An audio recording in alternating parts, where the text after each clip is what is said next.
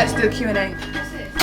Right, so you guys wanted a Q&A. First Q&A of 2024, hopefully not the last. We have so many questions, so let's do it in 3 sections. Life, law, and weight loss. So first things first, how did you meet? How did you meet? How did you meet? I'm not sharing that story, not yet. But there's so many how did you guys meet questions. But what I can say is, we met through friends, okay? Next. Did I not just say to them, be quiet? Okay, can you close the kitchen door? The camera's gonna pick everything up. First section, life. Okay, the main question I got from it, and I love this question, is from your fave Hayati. She said, how do you build the confidence to start posting and not caring about what people might say? Listen to me. I delayed doing YouTube for like, I don't even know how many years because I wasn't afraid of what people would say, but there was a lot of people around me who were afraid of what people would say. And I would stop, start. The best thing I could say is just act like no one's gonna see you. Even till this day, I post on TikTok consistently. Last year, I posted every single day for about, literally I think 365 days. I feel like I would have regretted it if I didn't try. Like, just stop thinking that people are going to watch me, people are going to see it, this person's gonna say this person's gonna say that. I would just say post, don't think about it, close your phone, interact with people who say positive things, and shut down and delete and remove the comments that might trigger you. If it's family though, I think that's more trickier because you have no escape, especially if you live at home. If you really want to make content and you really want to be successful making content, then you're gonna have to learn how to not care about even what your own family think. That might sound a bit, but that's literally my advice. Next question. Also having a healthy balance of giving someone the benefit of the doubt, I'm assuming you're trying to say, and not just leaving the talking stage. Ooh. The delulu sometimes can take you over the edge and you might be giving the benefit of the doubt to the wrong person. I would say, in your gut, if you feel like, if you take yourself out of the situation, if you feel like this person, is that hard or? When you take yourself out of the situation and you put someone else in there, if you adjust the situation to them and you say, okay, give them the benefit of the doubt, and you're telling your friend, for example, and they're inclined to agree with you, then yes, give them the benefit of the doubt. If they're not, and you're just trying to give them the benefit of the doubt because you kind of want to stay in the situation shit, you kind of want to stay in the talking stage, you kind of want to give it a chance because you don't want to drop it because you don't want to get to know someone else, then I would say that's just delusion. Be realistic. 2024, we're trying to be realistic. We're not trying to give anybody and everybody a chance. And we're not trying to stay, I'm talking way too fast. We're not trying to stay in situations that don't benefit us. Period. Okay, do you think you're a girl's girl? I don't know. I don't believe in this girl's girl, boy's boy situation. I believe in I'm a friend to a friend and I'm a sister to a sister. Like, I don't believe what's girl's girl? I'm not gonna co-sign my friends or anyone that I'm close to's rubbish behavior. I'm that kind of friend that's gonna tell you, I don't think that was, no. Stop it right there. Last year, I'm assuming, guys, you need to start finishing off your sentences, okay? Compared to last year, goals, sister circle, you're doing amazing so far. Love the new video quality and quantity.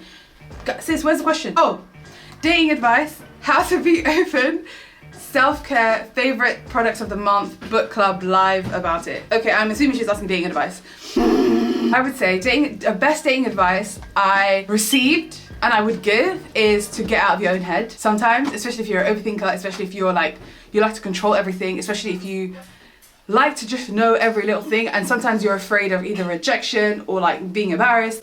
You need to get out of your head. You need to grow up and be like, listen, if you're gonna open into the dating stage and dating phase of life, then you're gonna have to firm it when the embarrassments come. How to be more open? Same, get out of your own head. At the end of the day, it's all in your head. Self-care, what's my favorite self-care stuff? I don't know, I like to go on a walk, maybe go to Pilates and yoga, I don't know. What do I like doing? Making content, okay? Got a phone call, hold on. Hello? Hello. Bring more big sis advice for the girlies. Okay, shall I give you my biggest, honestly, my biggest advice for 2024 is January. If I look back at this in like September time, I might not take my own advice.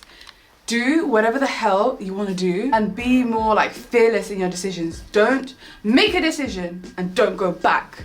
That's what I would say. Friendship evolution in the 20s. Give us your friendship evolution. Lord have mercy at the stories that I tell. I mean, I've shared some of them on TikTok already, but I remember being in high school and having a group of friends this big. I am 26, I have one friend, okay? That's just how life goes. So there's the evolution for you. I don't know how to explain it, but you find the people that mesh with you and you find the people that don't mesh with you. I would say if there are friendships there that literally suck the life and drain the life out of you and there's nothing beneficial from it, then let that friend go. You know what I mean? Now let's move on to the law section, because everybody and their mum. Get more serious. Everybody. Let me do my lawyer and can I put your glasses on? I mean, sure. What type of lawyer are you? What type of lawyer am I? I wouldn't call myself a lawyer, not yet. What kind of lawyer? I work in commercial litigation, corporate commercial litigation. Any tips on surviving law school and being a lawyer as a Muslim black girl? Okay, first things first. There's no such thing as being a Muslim black girl in law. I don't think anyone has ever looked at me like, you're the Muslim black girl, oh, she's in, like, do you know what I mean? Everyone's in the trenches, let's be honest. Everyone is suffering together, especially when you're paralegaling, when you're trainee, when you're junior levels. Everyone's feeling the same stuff, everyone's feeling the same cycle, everyone's feeling the same late nights, everyone's feeling the same pressure, everyone's feeling the same. Worked at a firm or any sort of business establishment where they've single-handedly, like, obviously reacted to the way where, oh, she's black, and like, no. Surviving law school though? I went to law school during COVID, so I don't even know how to give advice on that, because I was stuck at home, I didn't have a job, and the only thing I could do was be on my lap. I had to just get on with it. Was it jarring? Yes. Was it scary? Yeah. So I would say surviving law school for me, if COVID wasn't happening and everything was fine, it would still be hell because it's still hard. But I would say it's survivable. I think if you've done an undergraduate degree in the UK, you can do a law degree. I did mine in like, I think 10 months-ish. I don't know how long GDL's for. I did that and a master's on the side so I can get the government loan. It was a bit tricky. It's fine. It was a bit tricky, but I would say it's doable. I don't think people should scare you into not doing it. I don't think people should be like, don't do it, blah, blah, blah. You can, it's fine. Work experience in the legal industry as a hijabi. I love your content. First of all, thank you so much. Everyone who watches my content, sometimes I have to like humble myself because I can't believe people even watch me. Work experience in the legal industry, okay, as a hijabi. Again, I don't think I have ever got disrespected or people were abruptly racist, other than the story time that I did, which was about this stupid little, which was about this girl who found me in the toilets. I'm not gonna name the firm name because she obviously still works there, who basically walked in, she saw me, she was just like, and she was ethnic. Okay, I didn't even know like, anyway, let's not go there. She basically just asked me like, oh, how much do you get paid? And I looked at her like, I don't even know what your mom's name is, I don't even know what your name is, and you're asking me about how much I get paid. And then I was just like, why? She goes, you know. And she was like, oh, I don't think you're gonna be here that long anyway, in this condescending voice. And that's probably the only time where somebody's kind of like tried to, like, what's the word? Look down on me, essentially. Belittle.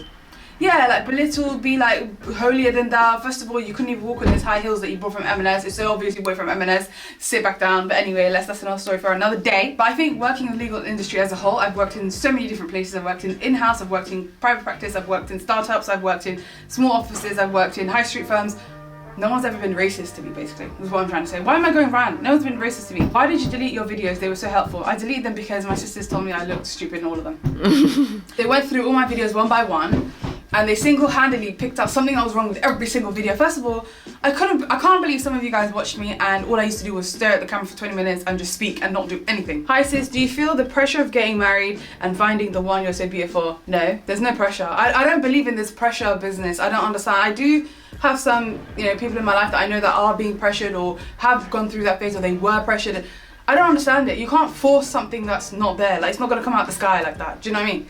I feel like just take your time. Find your way, find your, that I don't think that part of life is something that you need to fulfill it because you have to want it, essentially is what I'm trying to say. But no, I don't have that pressure, alhamdulillah. I don't think my parents are like that. Yeah, it's never really been a topic of conversation like, why are you not married? Get married now, we're gonna find you somebody, blah, blah, blah. Pros and cons of law for someone considering it. Love you, by the way. Honestly, I would say, if you feel like, I know that I want to be a litigator, so for me, I know I want to do law. And I've experienced it, I've worked in it as a paralegal, I've worked in it as an admin person, I've worked in litigation and I like it and I love it. So if you know that you want to be a lawyer, you have to find what area you love kind of first. And I, alhamdulillah, was able to stumble across it and then figure out from there. And obviously watching shows like Suits and all of this kind of helped, but some people like criminal law, some people like being in the court all day, some people like intellectual property, some people like finance law, some people like banking law, some people like all that sort of thing. So I feel like try and get some experience in where you can see yourself, and then decide, you know what, I'm gonna go to do this, and try to get some sort of work experience, get your foot in the door somewhere. That was my quick rapid fire Q&A. Don't worry guys, I will do a How You Met Your Man when we're both ready. Like I said on TikTok, we'll do that. Don't eat me up in the comments and think I'm gatekeeping. I'm not. Let's call it a day. I'll see you guys next week.